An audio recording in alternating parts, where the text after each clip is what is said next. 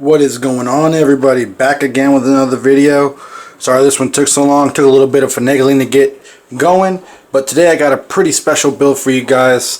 As you guys can see, this is the iconic desk from Eureka, and usually if you guys have seen my other videos, this is normally my son's desk now, and as you see, normally it would have a computer on it and a monitor, but now we are doing a new build for him and just upgrading because he was going from about 5 years old to new gen, so, or newish gen.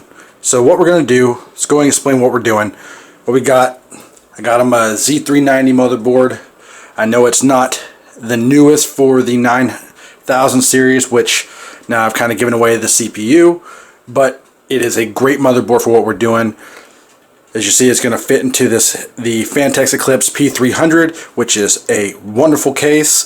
It's got great stuff for it, and it's got some RGB going with it, so it's going to be a great build. I am pairing it with a i5-9400F with his RX 570 8GB. Now, my son, he only plays like, you know, some Roblox, or he plays Apex Legends, or just little tiny games like that, Minecraft. So the RX 570 8GB for him is perfect, and definitely giving him that 9400F, you know, 6-core 6-thread is going to be perfect. Him coming from the 8350, which apparently is like a 8-core, yeah, it's not, but it's a 4 and 4. This will be great for him to have a 6-core 6-thread, and it's 1151 socket, which will pair great with his Prime Z390A motherboard. So for cooling for this, what we're using is a Coolmaster Hyper 212. Now, as you can see, that's not Coolmaster because it has a Thermaltake. I took off the little bracket that you normally would have on it and attached a Thermaltake ring fan to it. And these are white LEDs. As you see, I got 3 more sitting over there. It's also going for RAM. We're going to be using 16 gigs of 3200 speed, cast latency 16 for his RAM. Also white.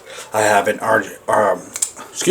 RGB strip going, and I'm using one of my extra power supplies, which is definitely overkill, but you know what, it will do for right now, and it is a Cooler Master 1000 watt 80 plus. So it's an older power supply, it's not modular, but that's why I was able to hook them up with some red and black cable extensions, because the case itself is red and black.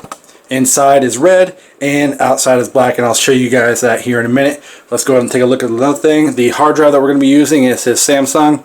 It's a 512, so we'll make sure all that goes together. So let me go ahead and I'll go ahead and do an unboxing, get everything going, and come back to you guys when I got a few of the stuff put together. Stay tuned.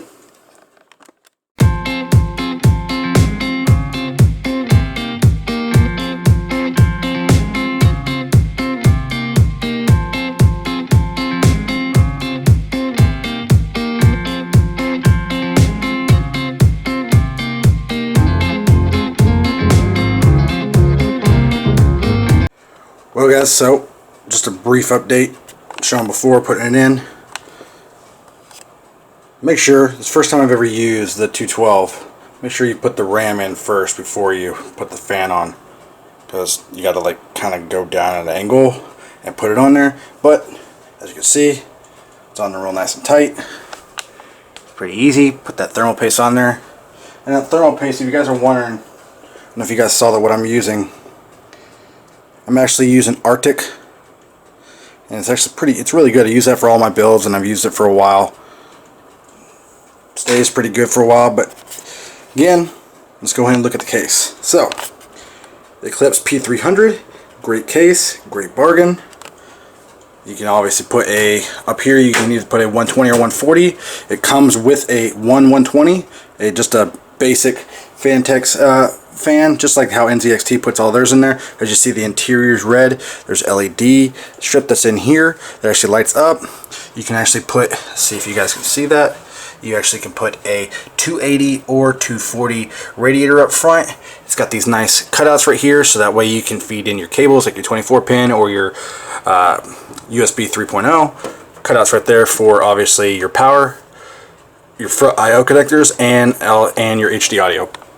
7 slots, So even though this is a small mid tower for ATX, it still is good, and you get ventilation from up here and down here, and there's also a cutout that goes down there, so you can see right there. It's pretty good power supply.